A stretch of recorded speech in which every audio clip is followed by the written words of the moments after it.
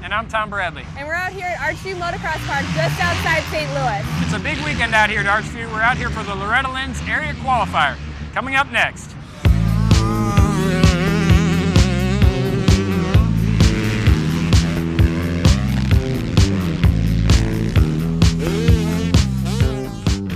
Alright Tom, it's a huge race weekend out here with the Area Qualifier. Let's start out by talking about the track. What's changed, what's been done to it? Go ahead and tell us about it. Well, they've made a lot of changes out here at Archview. One of the major changes the riders are going to notice right off the bat is the starting area. They've moved it from over off the right, and it's now in the middle of the track. The fans have a better view, and it's a lot different area for the riders. It's not as long, it's not as fast, and it's a 180-degree turn out of the first turn instead of a 90. They've also made the track more technical. They've slowed it down, they've added a couple of new jumps, and they've added a whoop section. That's another really big change. It's a lot more technical for the riders. It's not just something you can zip right through, something they really have to think about instead of wide open like it's been here in the past. All right, so you told me a little bit about the changes that have been made out there. What exactly do the riders have to do to adjust to all these changes? Well, one of the biggest changes I think they're going to have to make here is throttle control. Some of the sections out there, the new jumps, the whoop section, they're really going to require a lot of throttle control because they can get the bike up on the back end and kind of wheelie over some of it, but if you get too far up on the back end, you're going to loop out and you're going to go down. So they really got to watch that throttle and try to keep the bike level, keep the front end down. All right, so for those of you who aren't familiar with this type of race, the top 8 qualifiers are going to go ahead and move on to the regionals. Now, Tom, you've been here for this past weekend. Who's looking good out there? Well, Christy, there's a lot of guys looking good out there. I saw practice this morning, a lot of guys going fast in a lot of different sections. But the action kicked off this morning in the 250B class, the very first moto of the day. This is one of our biggest classes of the day, 39 riders on the gate. About 6 to 8 gates over, you're going to see number 89. That's Kyle Gerke grabbing the hole shot here, and he's basically just going to check out from the field. He grabbed the hole shot and never looked back. 4 laps into the race and he hits the checkered flag, and that's it. That's all she wrote. Now we're going to take a look at the first moto from the 450A class. That's number 10 on the Honda taking the hole shot, Clint Silva. Clint is just now coming back from injury. He was out for a while, so his fitness isn't quite there, but he's still trying to qualify for Loretta Lynn's. Right behind him, he's got the 176 of Tucker Thrower on the Suzuki. Here's the end of the first lap. Tucker's going to take over the lead, hit the finish line jump, morph into a yellow blur, and that's all the rest of the pack is going to see. Tucker would go on to take the win. Another guy who was checking out from the field was the 976 of Chase Marquiere, who we see clearing the grandstand triple right here. He would go on to take the win in the first moto and well on his way to a qualifying spot for the regional.